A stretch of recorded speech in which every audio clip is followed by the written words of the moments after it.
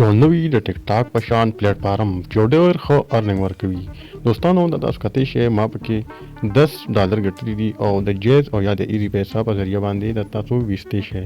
نو ډېر اسان طریقې دا چې د دې اپلیکیشن نوم دی چیلی او ډېر ښه ارننګ ورکوي. دروازې به تاسو دا $3 درکوي او په جیز او په ایزي پیسه باندې تاسو ویډرا کولی شئ. نو ټول طریقې ورته هم چې دې نه به ویډرا څنګه کوئ او په دې کې به ډالر څنګه ګټئ او د دې به رجسټریشن څنګه کوئ یعنې دې کې به اکاونټ څنګه جوړوئ. ډېر اسانه طریقې ده ملګرو صرف 3 منټه کار پکې کوئ یعنې 3 منټه ویډیو به ګورئ او تاسو له به $3 درکوي. سیوا کار هېڅ پیسې نه لري، صرف 3 منټه. نو راځئ چې لومبیا اکاونټ وکړو او پس د هغې تاسو ته د دې $1 د ګټلو طریقه وښیم. خو زموږ په دې چینل باندې تاسو نوي یې او دا ویډیو په لومړي ځل ګورئ نو چینل ته سبسکرایب کړئ او ویډیو لایک هم کړئ او دا ویډیو دوستانو سره شیر هم کړئ. نو راځئ چې لومبیا اکاونټ وکړو او بیا درته د ویډرا او د پیسو د ګټلو طریقه وښیم. نو ملګرو دا چیلی اپلیکیشن دی، دا به پلی سټور نه ډاونلوډ کړئ او دا به اوپن کړئ. پس کتئ شئ په دې باندې ایډز راغلی، ایډز به ترې ریموو کړو او بیا په دې ګوټ کې چې کوم نشان دی د پروفایل په دې باندې به کلیک کړو.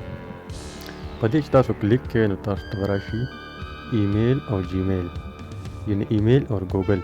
تاسو په یو کې ایمیل هم ورکولی شئ او په ګوګل باندې هم دا تاسو اوپن کولی شئ نو کلاولی شئ. یو جیمیل باندې کلیک کوو باندې زموږ دا چیلی اپلیکیشن چې دی دا به اوپن شي او زموږ چې کوم اکاونټ دی هغه به کولو شي.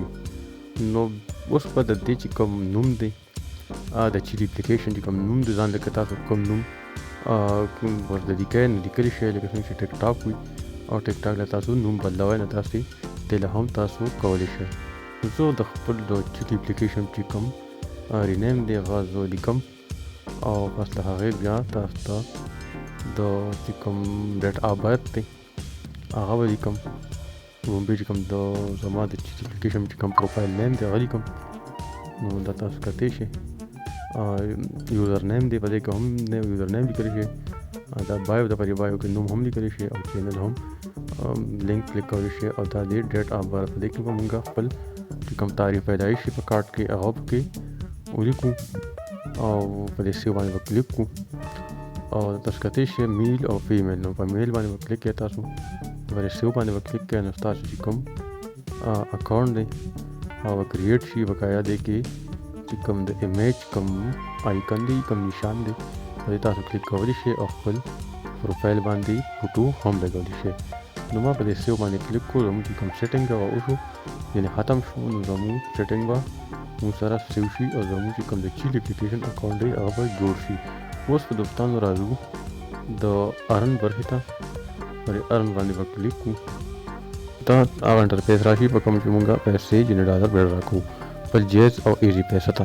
تاسو کتئ شئ دوستانو مونږ تر هغه ویلټ د دې لپاره وي که تاسو بینانس ته پیسې اړوئ یا ټرسټ ویلټ ته پیسې اړوئ د دې نه ویډرا کوئ نو په ویلټ به کلیک کوئ. او که چېرې تاسو پاکستان کې نو په جیز ایزي پیسه ته چې تاسو پیسې د دې نه یعنې $1 اړوئ نو په ویډرا به کلیک کوئ نو تاسو پیسې به جیز ایزي پیسه ته اوړي.